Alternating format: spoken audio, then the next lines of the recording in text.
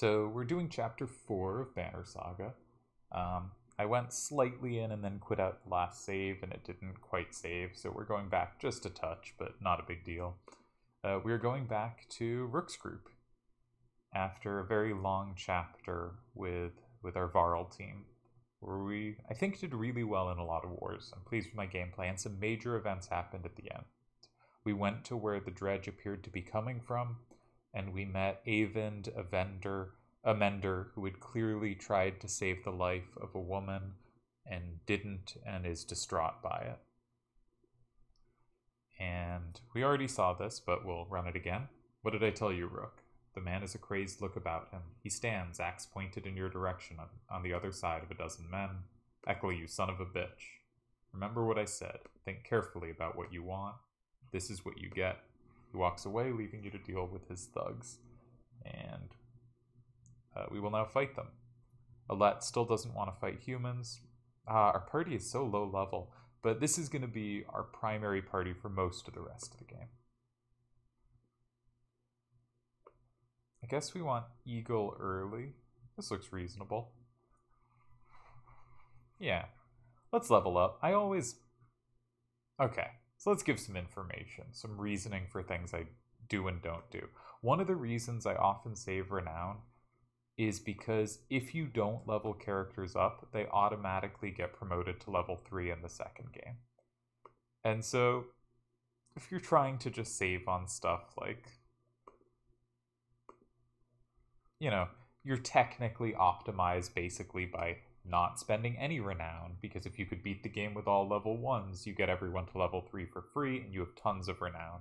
But that's not really the way to play the game, and while that gives you slightly more renown for the rest of the game, it makes the first game much harder than it should be, and I should fundamentally be leveling people up when I can.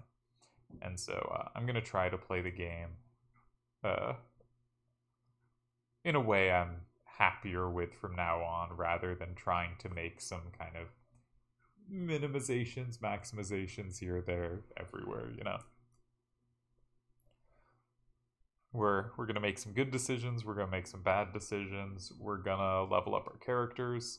It's not like we need to get every renown exactly right. Hard mode is difficult. Okay, so we got 3 on each side. These guys have Flail, Bloody Flail, which is this annoying move that, you know, gets 4 or 5 hits, whatever, to armor and toughness. I'd like to weaken them first. On the other hand, archers are really annoying. If your armor goes down, archers hit hard. But I think we want to make sure we hit these 2 guys first. So I'm going to set Ivor up to get the first hit on him. And then I don't want to be hit from behind, so maybe we'll go over here. And we'll have Eagle and the Hogun Mogun brothers make a wall. And we'll try to rush down these 2 while keeping our other units hopefully out of the way of that archer. Okay, this feels alright to me. This is just going to hit the archer. Would I rather hit this guy? We'd only do 3 damage over the top. I'd rather weaken than KO, but I don't think we have a great choice here. Am I giving the next turn to him? Should have checked that first. Oh well. Would rather KO than just hit for armor damage, I think. So if we run here and shield, Eagle's so good defensively. If he tries to Bloody Flail Eagle, he didn't. Annoying. Alright. I did not just up Oddleaf's break. But I'm going to bring Oddleaf in range. If we have a bunch of units in range... this isn't a war, so I can spend my will more freely. I don't have to save it. Then we can use Rook's move. Another Bloody Flip. But we resisted it, right? Because Eagle's great. Eagle's wall resists a bunch of damage and hits for 1 or nothing on him. So now, if we hit this with Mark Prey, Oddleaf and our other guy will get attacks on him. Didn't do huge damage, but did some.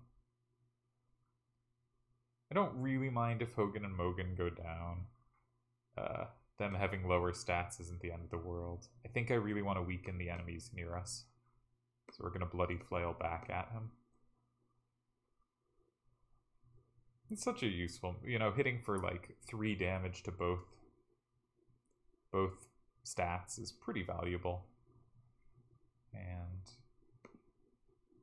yeah, we'll do it again. Bloody Flail's a good move.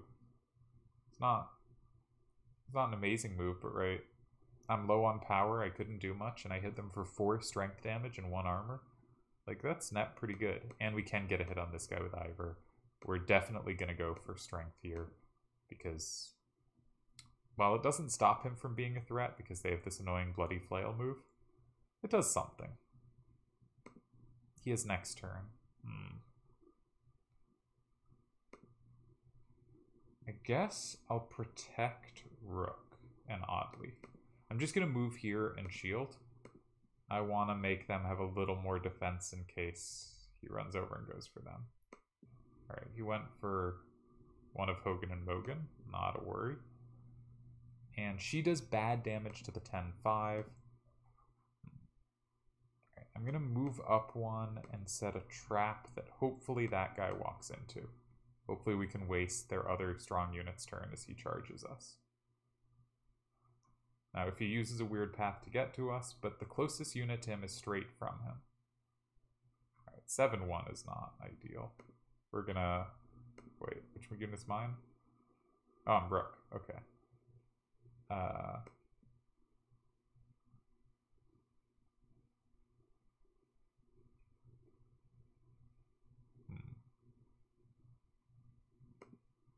We could just hit her for 5.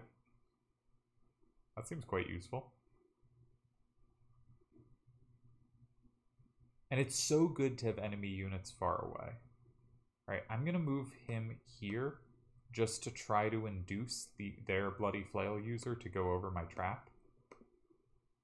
Just to try to make that more likely to happen. Ah, he took a weird path. It happens. It's a shame. Okay, 11-12, clearly the big threat here. So we're going to Bloody Flail that. Don't really mind which it hits, armor or strength.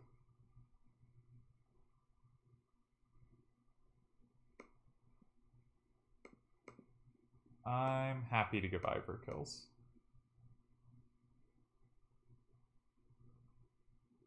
And we're happy to have them try to hit him. They ain't doing much. I wish I could get to the 8-10, but I will get such that I can up the armor of my unit next to the 8-10. I'll just shield. Because if I take this one out, then the turn goes to the next archer, who's a 7-6, much more likely to be able to kill my 8-1. So that wasn't great for me.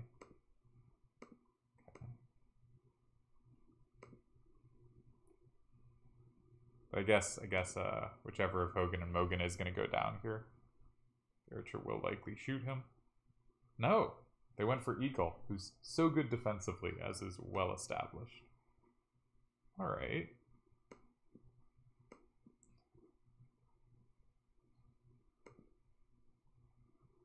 Guess I'll just put some break on you. You can take out one of Hogun and Mogun next turn. I don't mind them being injured. And you didn't even. Wonderful. Okay. And I want to get in some damage on the archer. Okay, that's clearly the most dangerous unit on the field now. And we brought them to 1.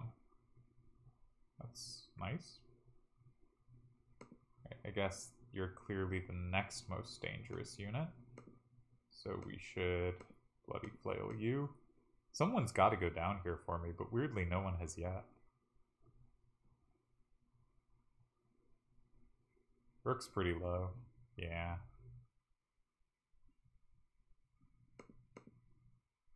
And they have another archer turn. Okay, let's take you out. Nice level up for Ivor, who for some reason they're attacking. I don't think he has an item that draws enemy fire. Alright, this guy won't be able to reach anyone but one of Hogun and Mogun. And for some reason they're going for Ivor. That's great. And I guess we can just finish off her. And in pillage mode, as long as the 05 doesn't go for a 9-1, but we have 9 armor, so we can't break it. So actually, I think we just did it. Do I care who gets the kill? Rook seems like a good enough character to get the kill. I guess he can't. We only have 1 exert. You do sometimes lose exert when you're tired. I don't want the kill on either of these. I want them on one of my better characters. Either Ivor, Eagle, or Rook, or Oddleaf, I guess, too. Because I enjoy using Oddleaf. But I haven't been, I didn't, do, at least this fight, do correct guesses on where enemy units would go. And archers are pretty reliant on their special abilities. I think Puncture is a nice ability, but it relies on other things to have broken shields for you. Hate to admit it, Rook, but you're right. We can't stay here. If we're not murdered in our sleep, it's only a matter of time before the Dredge find their way in. There's nobody defending these walls. You spot Alette looking at one of the thugs. She cocks her head to the side. Dad? I think he's still alive. Ivor lifts him to his feet by his tunic. He groans from the pain. Why did Ekel try to kill us? He's a damned lunatic. Figure that yet? Why would Frostvellr's chieftain put a madman in charge of his guards? That what he told you. He never put Ekel in charge. Soon as those gates were shut, Ekel walked into the great hall and sliced open the chieftain like a narwhal. Saw it myself. Ekel wasn't a captain. Look at him. I think we should just get out of here. In general, Frostvellr's tricky. You can have it be a much bigger or smaller part of the game depending on how you deal with it. But I was thinking about it. I was trying to remember how it worked without like cheating and looking at a guide, because I'm trying to play this just on memories, not looking things up. And I feel like the answer is you either don't go into Frostvellr or you do and you join up with Ekel. That you gotta like kind of commit to doing the whole Frostvellr thing or not doing it. And I think one of the ways I've been making a bunch of bad decisions is trying to take middle grounds on things. And I've already taken a middle ground here, right? I already entered Frostvellr and then didn't engage with what Frostvellr is now. And I think I want to just get out. I want to say, I want to be as close as I can to pretending I didn't do this. That's what I was thinking. There's so many games, like think of like a Mass Effect type series. I don't mean to be mean to Mass Effect specifically, but stuff where there's like in Mass Effect there's a Renegade and Paragon options. And the game so clearly rewards you if you go all one or all the other. And if you mix it up, you don't get the gameplay rewards, you don't get story rewards. You should play committed to one or the other. Which means there are all these moments when you have decisions, and a few of them they don't put on this axis, which is smart. But all the decisions they do are already made for you, because you've already picked, I'm doing the Paragon thing or I'm doing the Renegade thing, and so you just pick the red or the blue decision. And there's a few decisions that don't map there exactly, and those are the interesting decisions to make in the game, because the others are already made for you. Once you commit to Paragon, you're not going to throw in the random Renegade decision and just permanently hurt your stats. So I think there's games that do that, and they have a thing of like once you commit to something, you're fully committed, but it means there are no decisions left to make. And I think Banner Saga is not like that, right? You could make one type of decision at one point and a different at another, but at each point, I think you should lean towards doing something decisive. I think the correct answer will often be something kind of decisive. Some form of taking action, not some form of like, let's wait and see. I think that usually tends to be the worst of the options. And I think that makes sense in this world. This is a world where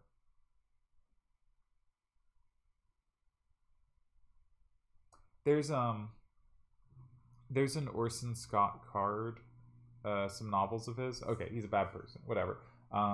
But he did a retelling. I shouldn't say whatever. He is a very bad person. But he did a retelling of the Book of Mormon fictional, with different, people in a fictionalized world. And at some point they go into the desert, and there's this argument made in the book that they have to follow desert law, that everything is so dangerous and the risk of having someone not stable in your group is so high to the entire expedition that you have to respond really forcefully. Now, I think this is an author who is trying to justify in general acting too forcefully to things, just broadly, and is building a world where that gets to be right, rather than that necessarily being a good response. But I think there's some truth there. There's some of, you can't take certain risks. And I think I've made a few decisions here that we're looking for a middle ground where I don't commit to too much. I don't do something like more extreme than I want, but I also am trying to make it so I don't quite do nothing. And I think that's has flaws in this world, and this game shows it well. And it's not that you always have to do the extreme thing or you always have to do nothing, but I should go further in directions and try to play middle grounds less. That was what I was thinking, and specifically when it comes to frostvellr. So I think it's time to go. Where can we go? By now the dredge have already flooded the south, I'm sure. Wormtoe's the only thing that makes sense across the wastes. I might know someone there who can help us. And the dredge probably won't follow us out over into the wastes. They didn't in the Great Wars. Because it's a death sentence. Food's already running low. I know where Eckel keeps his supplies. I'll tell you, if you take me with you. How do you know where the supplies are? No, am I doing middle ground again? Eckel would have us bring scraps to the refugees. Why would he do that? If the dredge found live bodies, he thought they'd leave the city alone. Ugh, that's dark. That's the worst thing. Get the supplies, and there are plenty of fighters who are desperate to get out of here. That might solve a few problems. No, I'm just getting out of here. I think I should have gone all in on frostvellr or not at all. And I'm gonna back out now.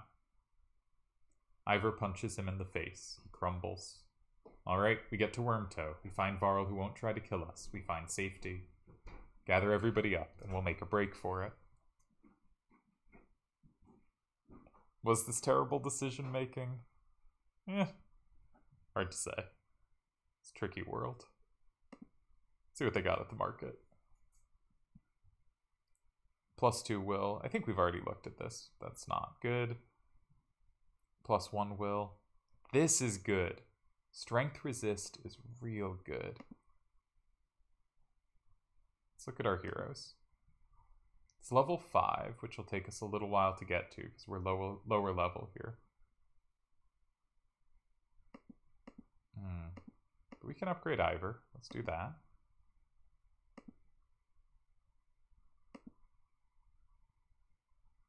Let's just max out these stats. And next time, I guess the last one will upgrade his break. He hasn't needed break so far, but it's still a very nice stat to have. Just means when you are weakened, you can still do something really valuable. I kind of want the...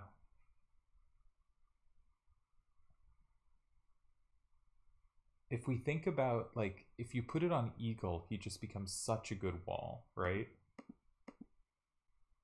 Like, if Eagle has strength resist and sits there and does his armor move, like even more strength resist. But also, if Ivor has it, he's really hard to stop. This seems just a very good item to me. But is it worth 10 renown?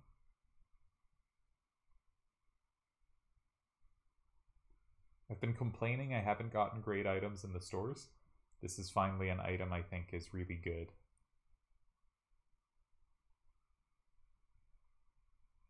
Let's go for it. We can't equip it yet, but we don't know when the next time we'll see valuable items are. Let's leave.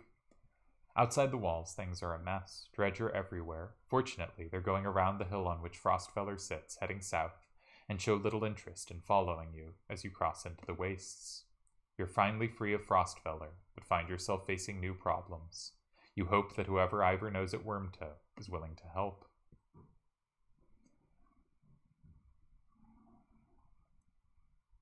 But I think we finally got a really appealing item.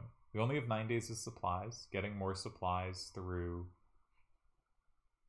Onif might have been the right decision, but I'm gonna try to be more decisive. Now we're low on morale, but I only have 8 days of supplies. What does low morale do? Well, it means we have one less will going into battle. That's a bummer. The caravan consists of more clansmen than you ever expected. Accusations of stolen chickens, missing heirlooms, and concerns over daughters' virtues are the sort of things you hear relentlessly. Even fighters complain of spreading too thin to protect everyone. Well, I said I want to do more decisive actions, but I'm not sure what that is. Carry on and put up with it. That seems like a problem that's going to fester. Try to address the major issues. Try to keep people useful and too busy for petty squabbles. Form a council. I feel like the council will just give me more problems. Split the caravan. I'm going to try to address the major issues. I don't know.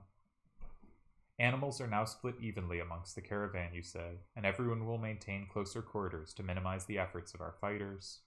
Most everyone have trouble adjusting to the edicts, but overall the issues become less petty. Further morale decline. Oh no, we're in very poor morale. I should have bought food before we left frostvellr. I forgot we could buy it at the market. I'm going to rest for a day, but I don't think we can do more than that with only 7 days of food. Alright, let's see what Hogun or Mogun has to say. Just take it easy for a while. People are noticing. Oh, they've noticed, have they? We're on the edge of dying daily, and you want me to take it easy. Gods, I should be plowing twice as many fields, you understand? Don't get us thrown out of this caravan, Mogun. It's not just you who suffers. Right, so you get married, have kids. Now I'm supposed to settle down too, yeah? What happened to... The two brothers clam up as you approach. That's right, I've got a kid to take care of. Cool your head, Mogun. Hogun departs, leaving Mogun looking awkward. So it turns out they are not the same character. Rook, what brings you around? Just heard yelling, came to check it out. You come running every time you hear yelling. Must be why you look so tired. Look, it's not secret. I like women, Rook. They like me. They like the scar. Forget it. Listen, all this death, every night the caravan cries itself to sleep. Pathetic. Come on, Rook, be honest. This is good living. Half the world just tilling soil till they keel over. What kind of life is that? We're lucky. You could go your whole life with no goals, no purpose, nothing to fight against but boredom and hunger. I'm glad for all this. I'm not sure I agree. Look at it like this. We're fighting to the death almost every day, yeah? You can curl up in a little ball of fear. You can go hide in the woods, eating nuts and appreciating leaves or some nonsense. Or you can enjoy the struggle. Know which one I pick. Anyway, just so you know, I'd never go for a let, promise you that. Or odd leaf, all yours. Appreciated, Mogun. You depart, unsure whether your opinion of Mogun changed for the better or worse. I'm gonna say a little bit for the worse.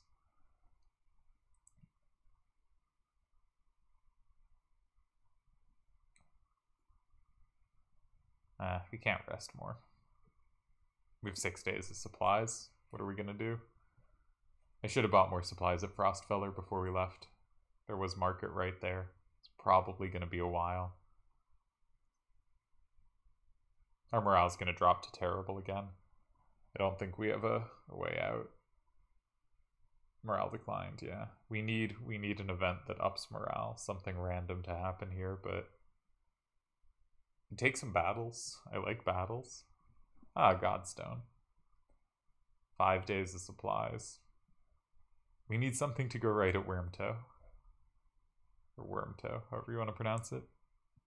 Alright, this is Godstone number 3. If we play this right, we'll get an item here. You find a surprising number of people camped out at the Godstone. They've been here quite a while, ever since the sun stopped. Apparently, they think Radormir, the sun god, has come back, and they're worshipping him, despite the bleak environment. They welcome the caravan, mingling and swapping stories with the others while you rest. They have almost nothing of value to trade, but their leader approaches and offers to let you join in their tribute. Let's accept their offer. Bravely, you give the offer a chance. When you apply the oil, your skin starts to burn like a hot brand, but you bear it. It doesn't reveal any secrets of the universe, but the worshippers are impressed by your courage and gift you more oil to take. All right, let's inspect the Godstone. Nobody can really agree on what Radomir looked like, as fond as he was of his own isolation. He never directly contacted humanity. Most think he was a serpent that lived in the sun, and it's not uncommon to hear speak of seeing the tail of a great creature slipping through the thin clouds on a sunny day. Radomir was always one of the lucky gods, the kind who people thanked for good weather, healthy livestock, and a good harvest. Despite all that, the biggest mystery has always been how his Godstone came to be found at the bottom of a dried-out lake. After some rest, you continue on. The sun god worshippers are keen to stay, so you pack your things and return to the road. Hey, we got an item. Kind of thought we must have missed it there. We'll check it out in a moment, once we have access to camping. One thing we haven't done in camping is you can use the training tent to do fake little battles, but you can't get experience for them or anything, so I'd rather just play the game and get real battles. You can figure out some combos between characters, some ideas of like impale into pushing stuff. I think I figured that out when messing about in the training tent, but nothing too exciting there. Alright, we got a teapot, looks like. 15% crit.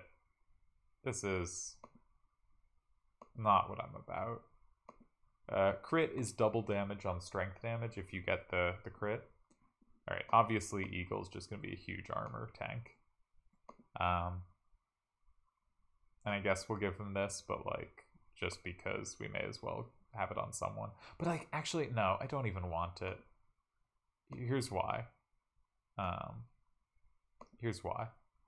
Often, you'd rather not do double damage because that would set the kill off, right? You want to be able to control exactly how much damage you're doing because you often want to maim enemies rather than defeat them. And so something like this that randomizes your damage output. Also, if you're already doing 6 damage, you're probably doing enough. Like 12 is great, but like 6 is usually enough to make something not a big threat. So there's not that many points where exactly doubling damage is super useful. Doing a few more damage is great. Doubling actually works out, I think, kind of weird in this game. We only have 4 days of supplies. I've really messed up. Several people have noticed black vultures circling above the caravan, taking advantage of the light snowfall. They pose no threat, but they have a visible impact on the mood of your clansmen. The next time you look back, Oddleaf is firing arrows into the air, which nearly tag the birds once or twice. Get lost! No dead down here, she shouts, to nobody in particular. We're archers. She's an archer. Let's join her. I feel like I'm going to shoot some clansmen, some caravanners. But I also feel like I think I should just be more committal on things. First person to knock one out of the sky gets their wish granted, you announce. Several of the caravan give it a try, including Alette, enjoying the sport and turning around morale. It's no big surprise when one of Oddleaf's blue-feathered arrows brings down a bird. Morale improved. You know, says Oddleaf, scanning the caravan, a lot of these women, they could do this. You can tell from the look in her eyes she's excited about the idea. Think I'm going to start training them how to fight, she says. Sounds great. We can always use more fighters, you tell Oddleaf. If Alette is any proof, you know how to train someone with a bow. Oddleaf gives you a smile. She heads off to some of the women in the caravan, showing them the vulture she shot down. And our morale's up from terrible. It's orange instead of red, and we have 4 days of supplies. 3 days of supplies. And we're back to terrible. So if we get in a fight here, we get way reduced will. A flurry of snowfall seems to come out of nowhere and quickly thickens until you are unable to see the man in front of you. You shout out a complete halt, but the screaming winds drown out the sound. A day passes before the blizzard abates and clansmen start to reappear from the snowdrifts. That's terrible. We don't have a day of supplies. It quickly becomes apparent that not everybody is where you last saw them, and a quick search of the area is not enough to recover all the missing clansmen. I think we should just keep moving. I don't think I can wait. I'm going to say a blessing for the lost, but... As the caravan prepares to move, a woman shouts, "No, they're out there. If you won't look, I will." She heads off into the snow. Others join her, but the vast majority gather and move on. Oh, this is going badly. Maybe with fewer clansmen, our supplies will last a little longer, but we're still on 3 days. Oh, I so wish I had bought supplies. 2 days. And if we go into battle, we have massively reduced will from being just miserable state of affairs. A scout returns with a nearly frozen child. I almost stepped on her in the snow. Looks like she must have been running from something, he says. Patches of blue mottle her pale skin, but her chest rises and falls ever so slightly. Even just carrying her along could kill her in a state like this, says a woman. We could be in danger here, points out another. Keep moving, but let the healers tend to her. Fighters stay alert for any threat while the caravan moves on. The healers rub the girl's arms and legs under blankets to no avail. An hour later, one healer approaches you with tears in her eyes. She says nothing, only shakes her head. Oh, morale's gonna go down again. One day. Please reach a destination. Please reach Wormtoe before the day is up. Wormtoe was never the kind of place someone would build a town. Fittingly, the Varl living here aren't known for welcoming visitors with open arms. I was distracted reading it because I was watching the time thing. We are down. We are out of supplies. We lost 4 fighters and 7 clansmen for being out of supplies. I hope there's a market here. There is. The Varl find you before you see them. Not surprising with this many people behind you. With weapons drawn, they demand to know why you're here, but back down when Ivor tells him he's come to see someone named Krumr. We've actually heard that name before. You remember where we heard it? We have heard that name. Give a hint. It was said by Ubin. Well, I'll be damned. Krumr, it's been a long time. Yeah, it has. So what brings Ingvar, learned Ivor's real name, I guess, to Wormtoe with his very own village of humans? Bad news. Dredger coming down from the north. We barely made it this far. That is dire news. Come on, we have food, yes. We'll discuss more in the mead house. As you follow the old Varl into their meager town, you catch him quietly saying, "If it were anyone else." Krumr is one of the 3 oldest Varl. Ubin talked about how there's one cooped up in the capital, though he might be dead, because we see Grofheim's in flames at the end of chapter 3. And then Ubin wants to be the oldest, and Krumr is the next oldest, but I think he described Krumr as like a bloodthirsty maniac or something who keeps fighting, while Ubin is living a somewhat safer life than that. I've talked with the warriors here. I'll be honest with you. Half want to go north and find out what happened at Blotzbacher. Some think we should go to Grofheim instead. None of them are happy you're here. What do you think? If I had it my way, I'd stay here and let the dredge come. But you made this a problem, didn't you? We can't feed this many people for long, even if they don't eat much. This is a Varl town. Most of us take care of ourselves. You've got women, children. We could pitch in, make this place livable. Doesn't work like that. These Varl are here to get away from civilization, not make one. It's Krumr's call. It won't be long before Dredge are here too. No, it won't. If there's one thing we should do, it's tell Jorundr what's going on. Who's Jorundr? Varl King. Well, as close to one as we have. Ingvar, where'd you find these people? Stay here and rest, but once yours are ready to go, we do. I'm going to see off those who want to head north. But I'll join you to Grofheim. More travel? No, we've already come so far. Stop the pouting, girlie. Even if Jorundr won't listen to a tired old Varl like me, I have a feeling they'll pay attention to your friend Ingvar here. Ingvar or Ivor, clearly important, but we don't have a sense of why. They'll listen to Ivor? Huh, he hasn't told you. Of course he hasn't. Do what you need to, but don't be long. Well, we are headed to the market. I hope he gave me some supplies, but if not, we are definitely going to the market, and we are going to buy whatever supplies we can there. 1 renown gets 4 supplies. 4 supplies is like not even a full day's worth.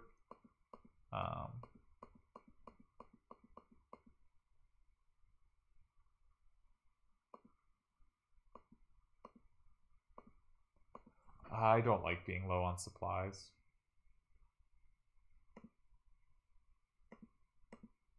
We haven't had many battles in a while.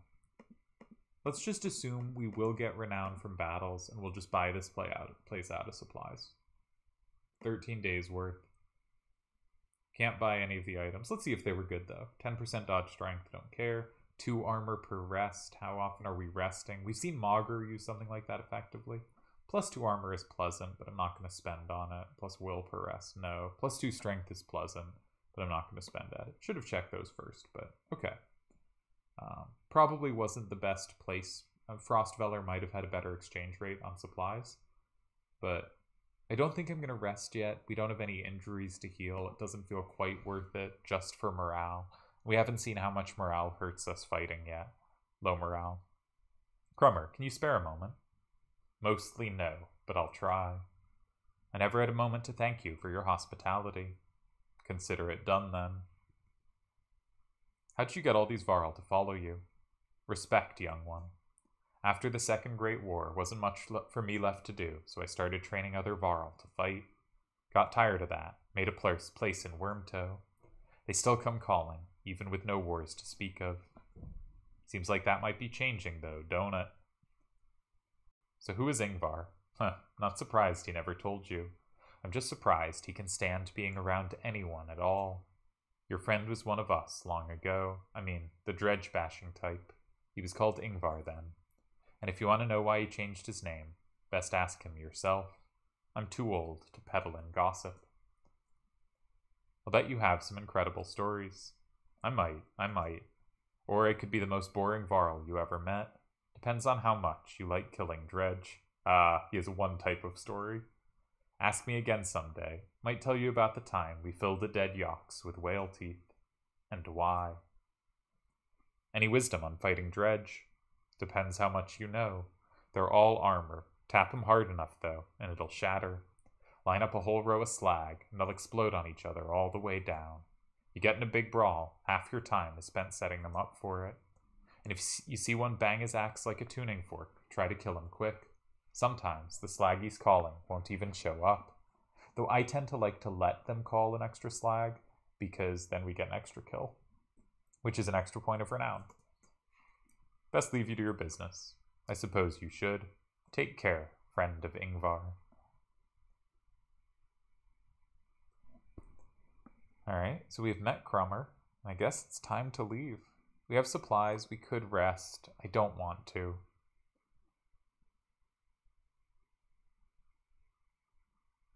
I think we should get a sense of what it looks like to have low morale. Actually, let's look at camp next chance we get.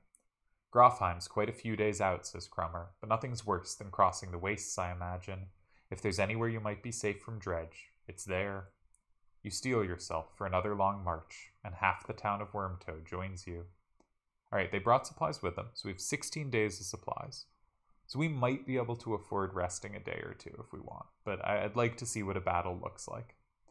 I also want to look at our party, because we may have just gotten an addition. We have Krumr. Is Krumr any good, though? This is the question. 11-13. So that's similar to Griss's 12-12. He has 13-17 total. That's 30 net power. That seems pretty normal. Like Gunnulf was 12-18 maximum. Mogger is 18-12 maximum. Most Varl seem to have about 30 maximum between those two stats. Ivor is an exception. He is 32. Khan is 12-18. Fasolt is 19-11. I think Ivor might be the only exception. So he's got the standard, but he's got a 13-17 split, which I think is a pretty decent split. And he also has 4 potential break. So if we put, he's going to be able to gain 8 points. We could put 2 in armor, 4 in power, and 2 in shield break. He already has a point in exertion. Usually, once you have 1, it's nice to have more, but it lets you have a little extra maneuverability. It's really the Gunnulf problem, right? I think he looks pretty good. This looks like a very good Varl to me. What's his ability?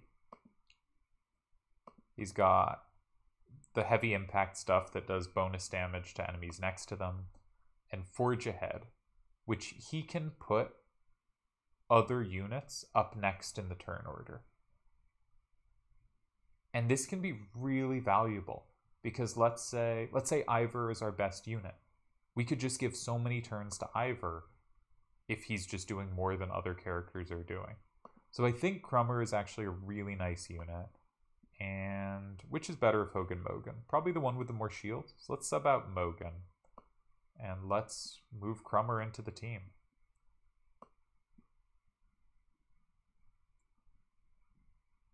Yeah, this looks good to me. I'd really like to get Ivor up to level 5 so we can have this. With strength resist, he's going to be really strong. Maybe Ivor would be even better. Or maybe Krumr would also be good with that. But we now have a 2 Varl team, and I really like teams with 2 to 3 Varl and 3 to 4 humans. I think they... Like, Varl have a weakness, right? They take up a lot of space and they get in each other's way. But humans like having some Varl allies because humans have much lower defensive stats. But if humans don't get hit, they can do some really valuable things.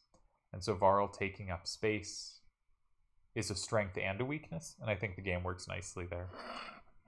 While walking, the words of a mother's song reach you. It's soothing, nuanced, and about your current journey. When she finishes, a man begins a tale of his own verse. The woman quickly responds with another poem, and the entire caravan slows to listen to the entertaining competition. I think we gotta go for this. We're committing to things now. We're gonna, like, if there's a middle ground option, I'm gonna try not to take it. I think it's not the way. So I think we want to either join the crowd and cheer them or join in with a verse of our own. And if we're committing, let's try to do it ourselves. The whole caravan is shocked when the first line of your poem rings out. You mimic both contestants, adding your own spin on their tales. At last you end with a joke at your own expense, and the peasants wildly applaud. Yay, morale's back orange. We didn't have to waste a day of supplies to do it. I mean, not waste, but didn't have to use. I'd like a battle sometime. We've just been playing with no battles so far. It's very odd to me, right? To run this long, especially after the last chapter. A woman's stifled screams failed to overly concern anyone. It was only a matter of time before the expectant mother gave birth. The caravan is simply excited by this first sign of new life since the trip began.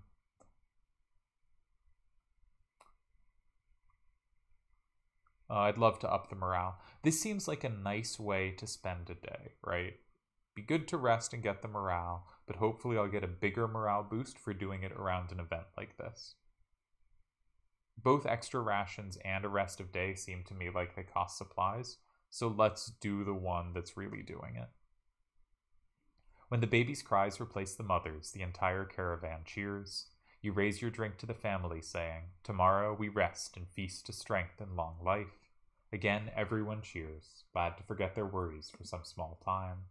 Morale improved, still in the orange though, but we gained renown for that. Okay, that's really nice. And we're still orange. It's not great. Will we ever get a battle again now that we're out of the war chapter? This is so strange after the last chapter where I felt like every 3 feet we were in a double battle. I'd like to do at least one battle in this episode. Another Godstone. It's Godstone number 4, I think.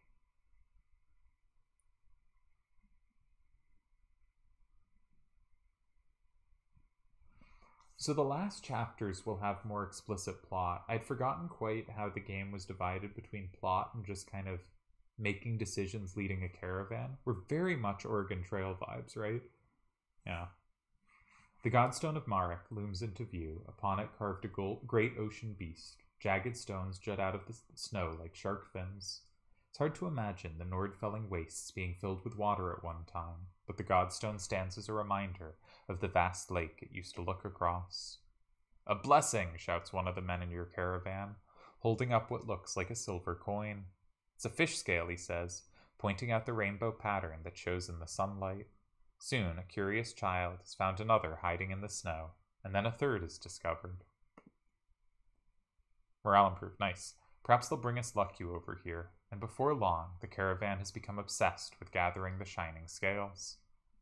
Commit. Don't pick option number 2. We're committing. I feel like we bought a lot of supplies. I should be feeling better about that. We're going to take our time. By the end of the second day, the scavenger hunt still continues unabated, and even you are starting to feel something in the back of your mind, like you need to have one of the scales. You shake it off, uncertain whether to let this continue. Alright.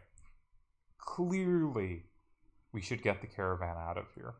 But clearly, I pushed this, and I'm going to push it more. We're continuing the task. It's another day before the fervor calms down. You think there must have been something unnatural about it, because when the last scale was found, the obsession suddenly abated. On the next morning, one of the men presents a gleaming coat of mail to you. We made this from the scales, he says, grinning. You graciously accept the gift, and the caravan gets back to travel. Okay, we got an item out of it. We're down to 7 days of supplies, and unlike normal resting, our morale is in the tank. But we did get the item. I'm not sure this was worth it. I hope it was one of the better items. And we did have one battle at the start back in frostvellr. Just only the one. I don't want to rest when we only have 7 days of supplies. Don't want to do it. Let's look at who we got. Or what item we got, I mean. God scale. +3 armor, +1 aggro. Oh, that is pretty good. So I thought this was good, the strength resist, but actually, on Eagle, he draws extra aggro, he has huge armor. If we can get Eagle to level 5, this will be amazing. And he can just resist all damage. They can't hit his strength because his armor's too high, and nothing hits armor damage that much. So if he's resisting 3 damage of whatever type, hardly anything can touch him. With this item, Eagle will just run forward, use an ability, and they will waste so many turns on him. So I'm actually really glad we did that, if we can keep Eagle alive. I think this is actually a really wonderful bit of equipment for him. Possibly just genuinely the best equipment for him. That can't be right, but it's got to be out there. It's very good. I'd like one battle before I end this episode, but if I don't get one in the next interaction, maybe we'll just call it. Oddleaf calls you over, grinning. A row of women holding bows of different age and experience line up before a row of trees in the distance. They fire, doing an impressive job of hitting the trunks. Think they're ready to fill some dredge with feathers. One woman still hasn't shot her arrow. She stands perfectly still, the others watch.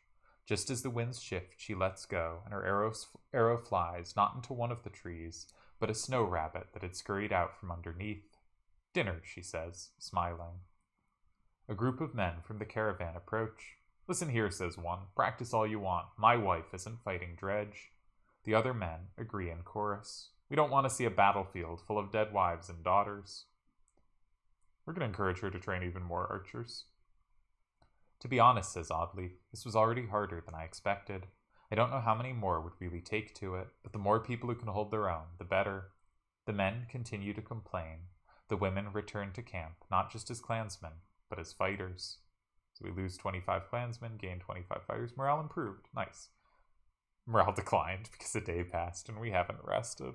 Oh dear. Just checking what the heroes look like. Alright, nothing new there.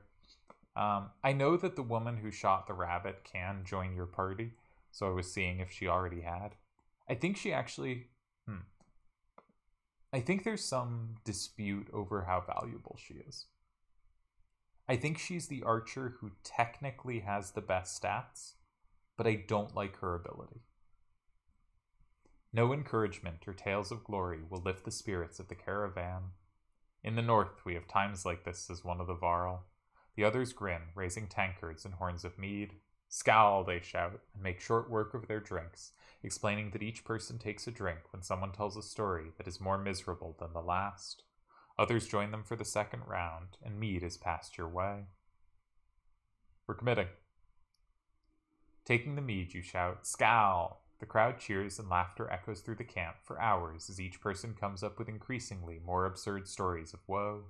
The Varl's remedy is a success, and the caravan is in a much better mood the following day, albeit hungover and with less mead than before. We're down to just 5 days, but our morale's out of the gutter. I guess it doesn't matter that our morale's been in the gutter the whole way because we haven't had any fights.